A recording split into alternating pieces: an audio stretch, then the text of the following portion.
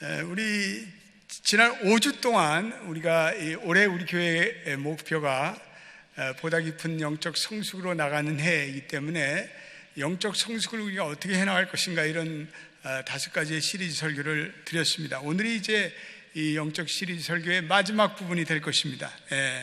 우리 그 영적 성숙을 위해서, 영적 성숙을 살아갈 수 있는 우리가 되기 위해서 필요한 것은 성숙한 감정의 사람이 되자, 이런 생각입니다. 따라서 합시다. 성숙한 감정의 사람이 되자.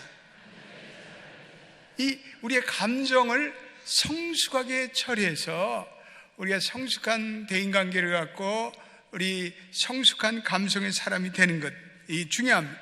그러기 위해서 우리가 사랑을 실천하는 사람이 되어야 합니다. 사랑을 실천을 잘 하려면 내 감정을 잘 컨트롤할 수 있어요. 내 감정을 잘 제어하고 내 감정을 잘 움직여 나가야 돼요. 근데 이 감정의 성숙은 그냥 오는 게 아니라 우리가 훈련을 받아야 돼요. 우리가 말씀을 훈련받고, 또 우리의 육신을 제어할 수 있는 성령의 능력으로 훈련받고, 또 우리가 여러 가지 훈련이 필요합니다. 그래서 감정의 성숙은 그냥 오는 것이 아니라 훈련을 통해서 옵니다. 저를 비롯한 많은 교인들이 하나님에 대한 갈망도 있고 지식도 있는데, 헌신도 있는데, 이 다른 사람과의 관계에 약해요. 우리가 다른 사람과의 관계를 맺는데 연약해요. 사랑의 훈련이 부족하기 때문에 사랑을 실천할 건강한 감성의 사람이 되는 것이 대단히 중요합니다. 우리 한국교회는 앞으로 이런 대인관계를 어떻게 좀 잘 맺을 것인가, 이런 좀 구체적인 얘기들을 좀 훈련들을 해야 될 것 같아요. 지난번 우리 박동건 목사님이 리더십 세미나 오셔서 대인관계 훈련을 해주셨는데 감사했습니다. 여러분, 이 시간에 이런 질문 한번 던져보면 어떨까요? 나는 과연 듣기는 속히 하고 말하기는 더디하는가? 나는 내 분노의 감정을 잘 컨트롤하고 있는가? 나는 이 진리를 전할 때 진리는 날카로운 데가 있습니다. 근데 그 진리를 좀 사랑으로 잘 감싸서 얘기할 수 없는가? 어떻게 나는 화평하는 자로 살 수 있는가? 하나님께서 우리로 하여금 화평하는 자, 피스메이커가 되라고 하는데, 우리는 어떻게 하면 이 화평의 사람으로 살 수 있는가? 어떻게 하면 우리는 이웃에 대해서 거짓 증거를 하지 않고 살아가는가?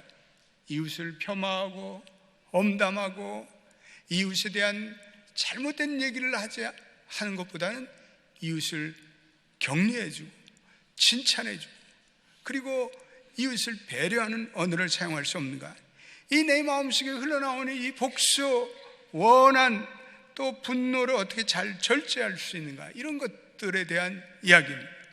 우리가 설교를 통해서 사랑을 실천해라, 성경을 통해서 제자훈련을 통해서 사랑을 실천해라. 그럼 우리가 어떻게 그 사랑을 실천할 수 있냐면, 중요한 얘기죠. 우리가 지난날 아이와 같은 그런 우리의 감정의 찌꺼기를 버리고 진정한 사랑을 실천하여 건강한 감성의 사람이 될 수 있을까?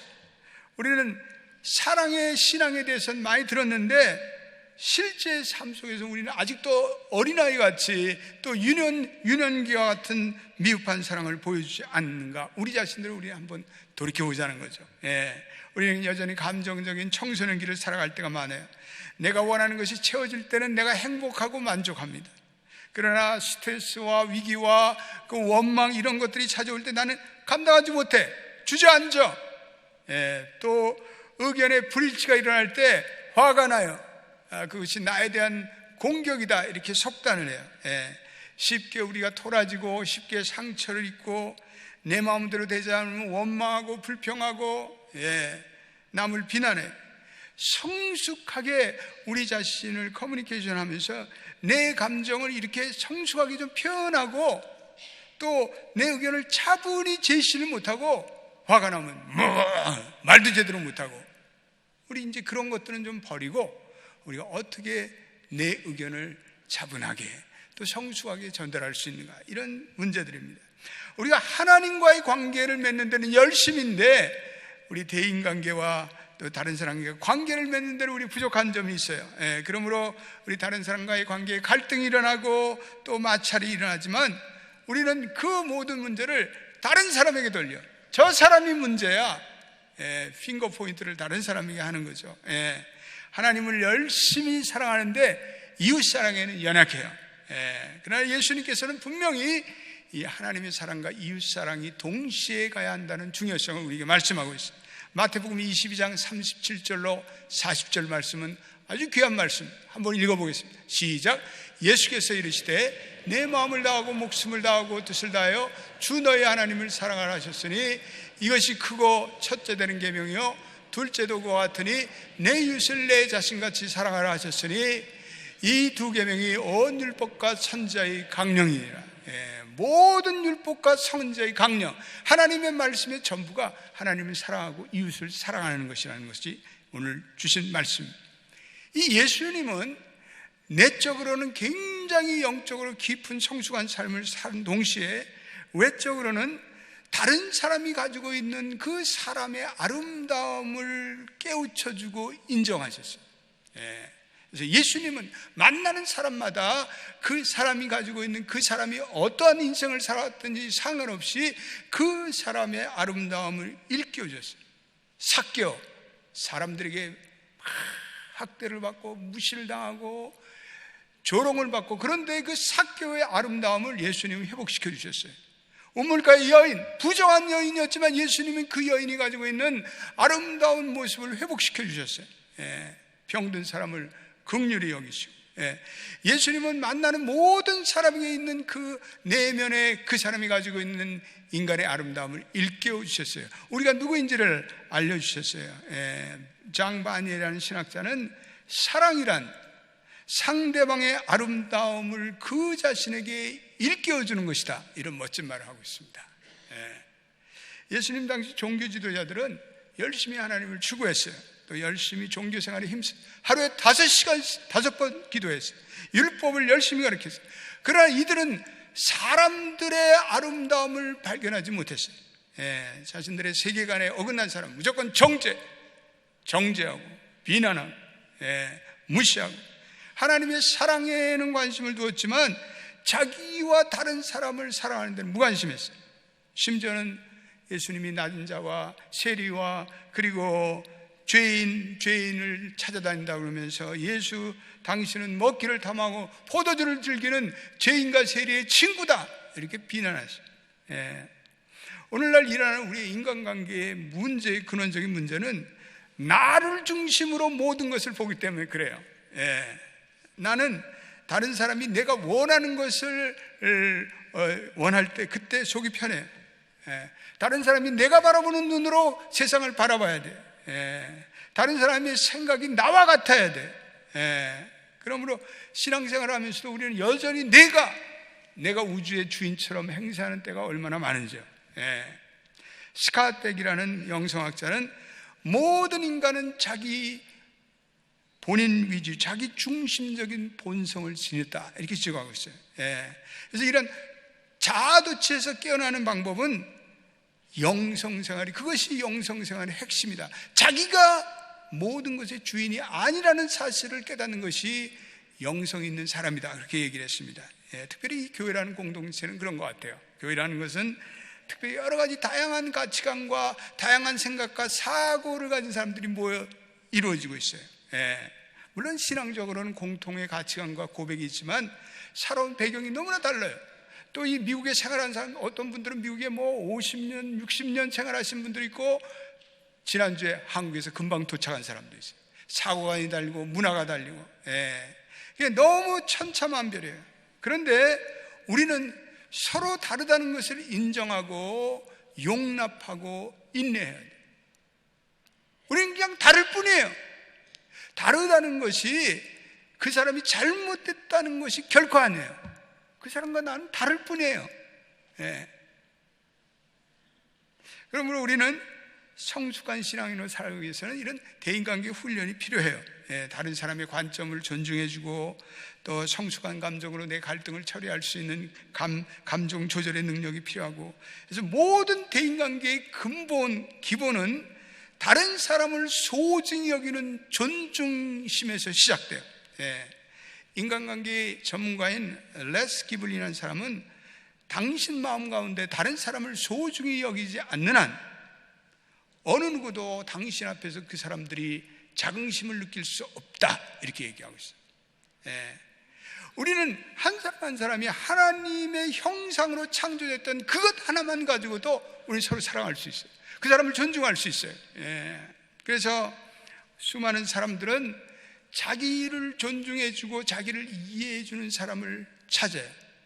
그런 사람들을 원해요.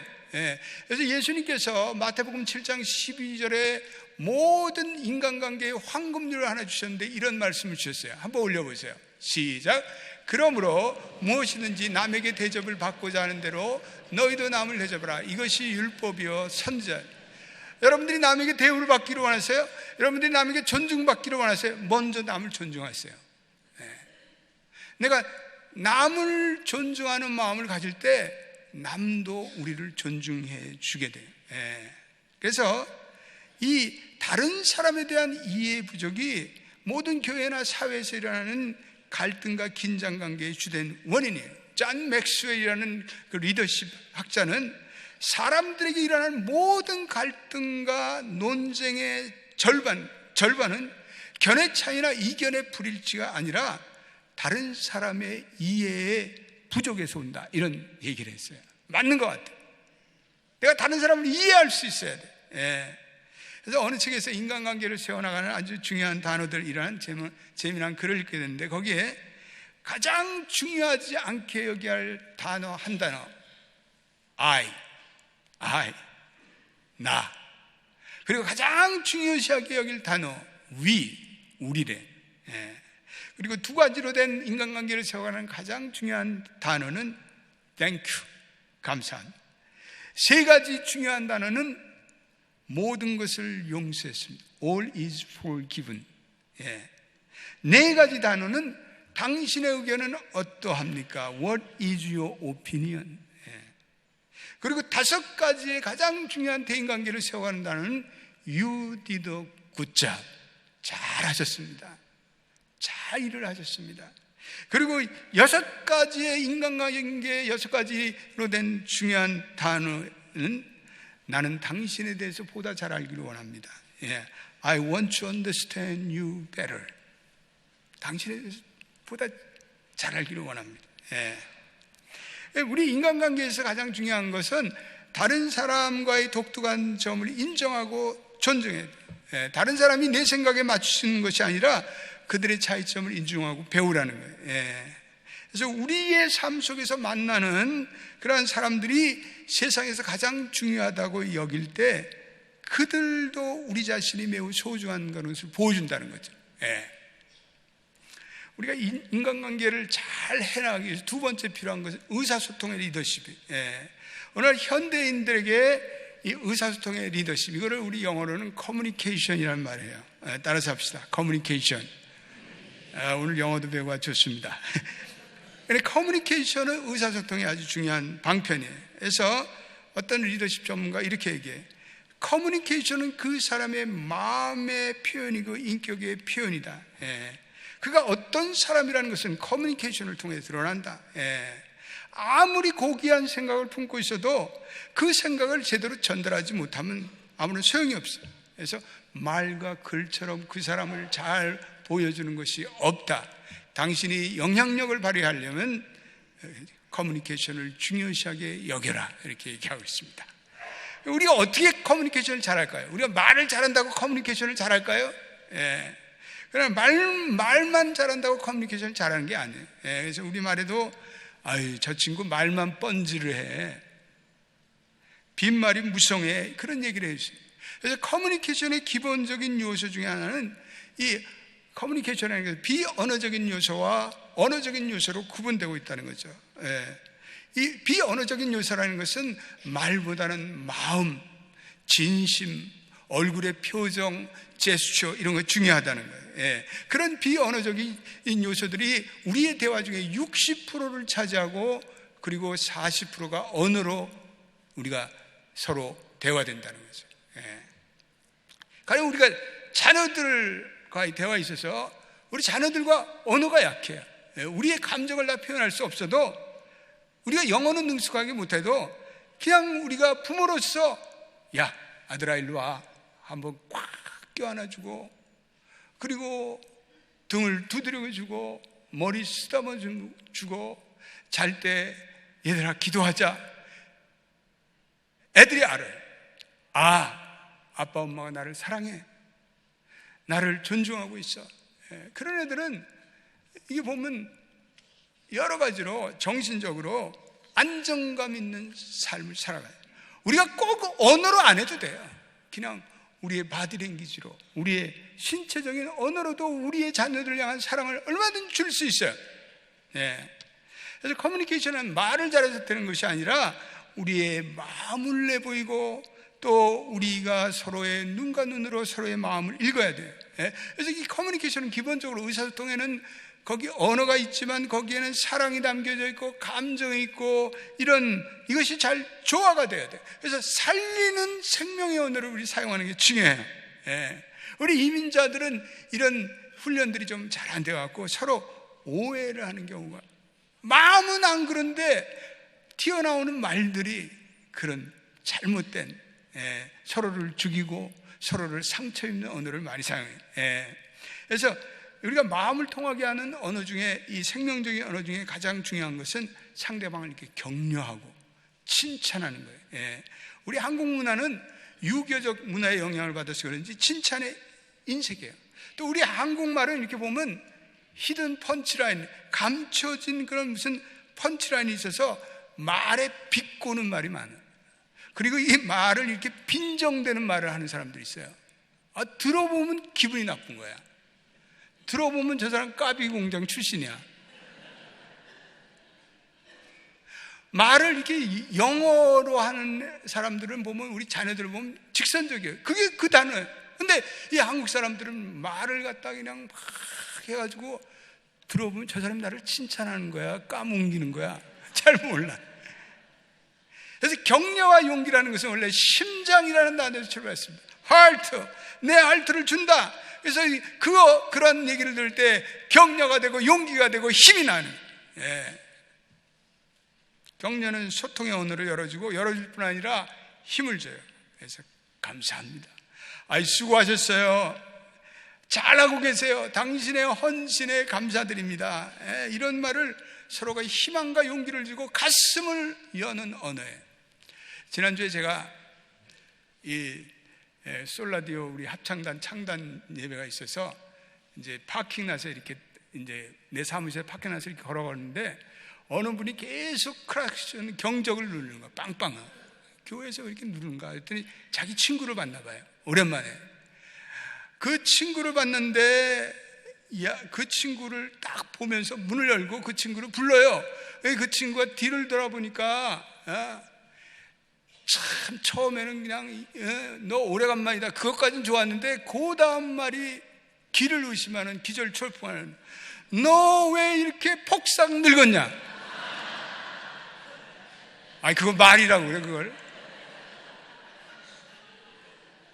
친구를 오래간만에 만났는데 너 왜 이렇게 폭삭 늙었냐?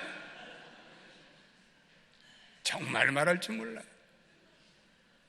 친구야, 오래간만이다. 참 아름답게 늙었다. 그럼 어디 덧나? 왜 그러냐고.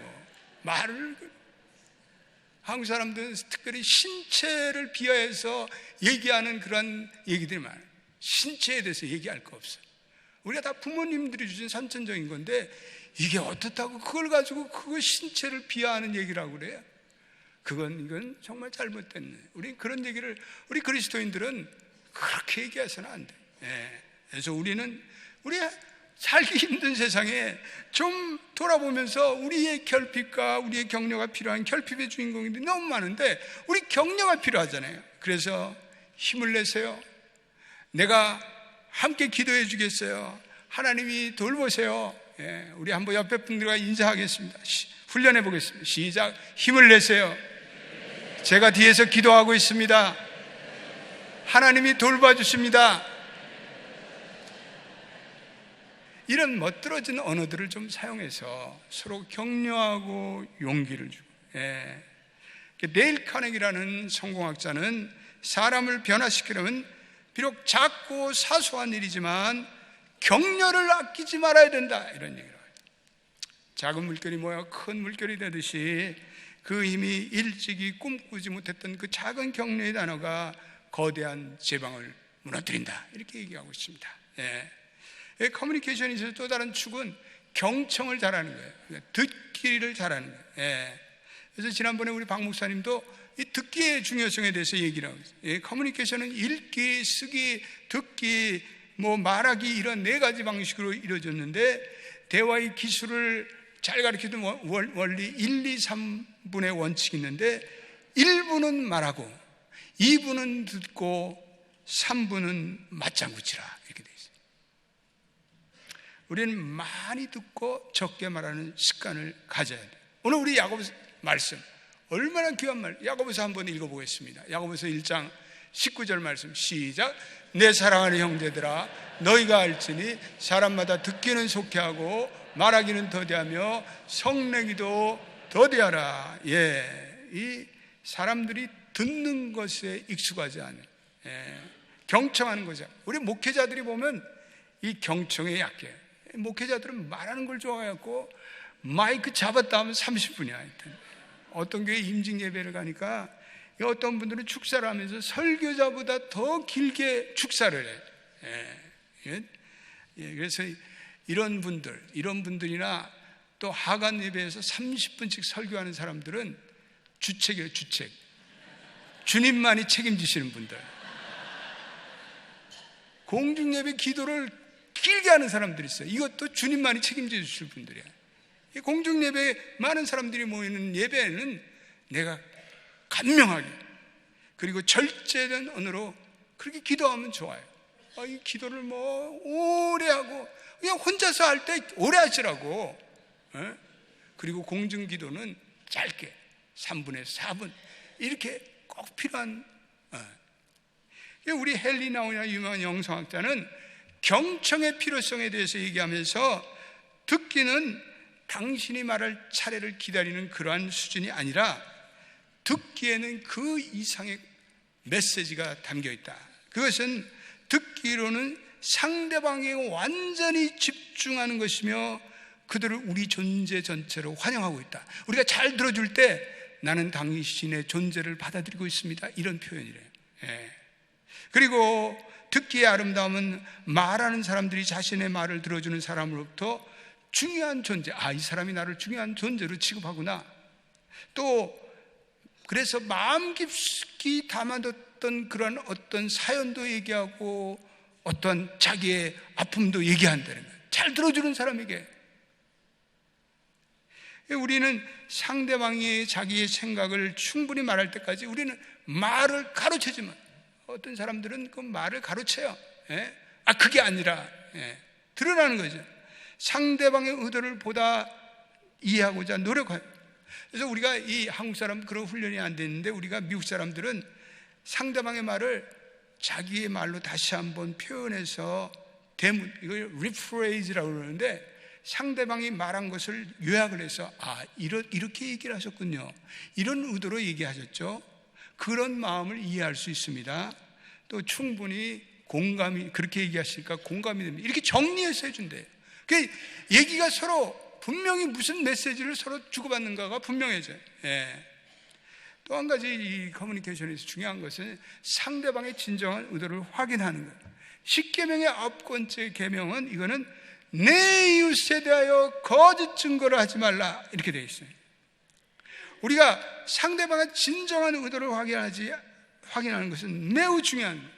또 갈등이 일어나도 상대방의 의도를 내가 분명히 확인할 때 갈등의 요인이 줄어들어요. 우리는 이 과정을 통해서 서로에 대한 감정이 사실인가 아닌가 우리 확인할 수가 있어요. 그래서 더 파국이 일어나는 것을 방지할 수가 있어요. 사람들이 누구에게나 상처를 받거나 또 부정적인 얘기를 들으면 그거를 가지고 멋대로 그 상대방을 판단해요. 확인도 안 해보고,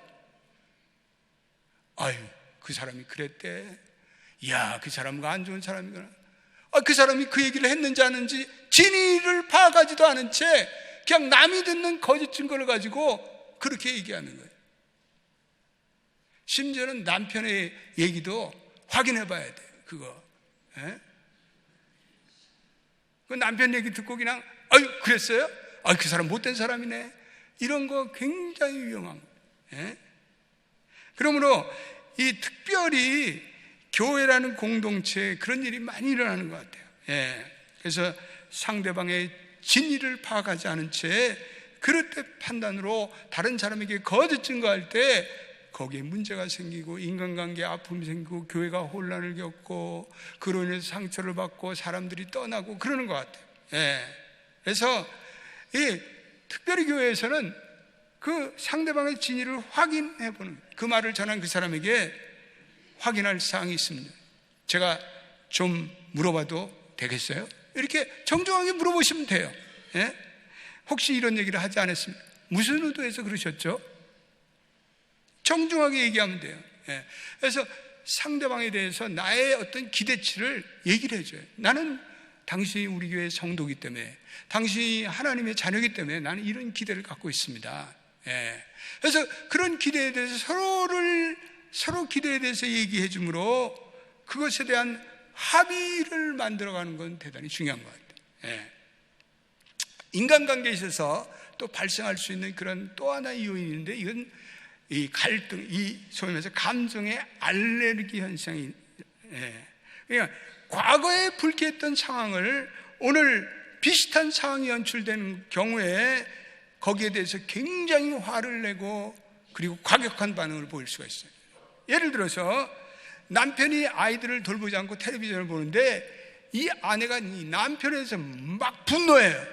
그러니까 이 남편이 깜짝 놀라. 아유, 우리 집사람이 왜 그런가?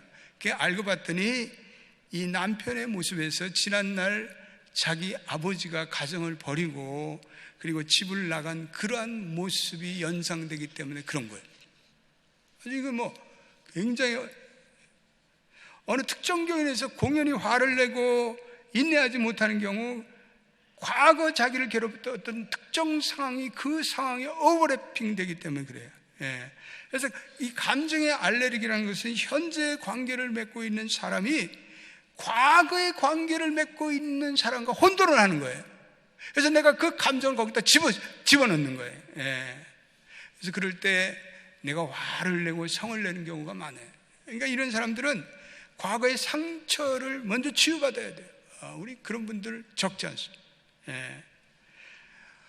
우리의 모든 인간관계 중에서 그러나 가장 중요한 인간관계가 있는데 그거는 가족관계. 존 맥스라는 리더십 대가가 가정으로부터 성공해라. 그러면 다른 모든 대인관계는 쉬워질 것이다. 이렇게 얘기하고 있습니다.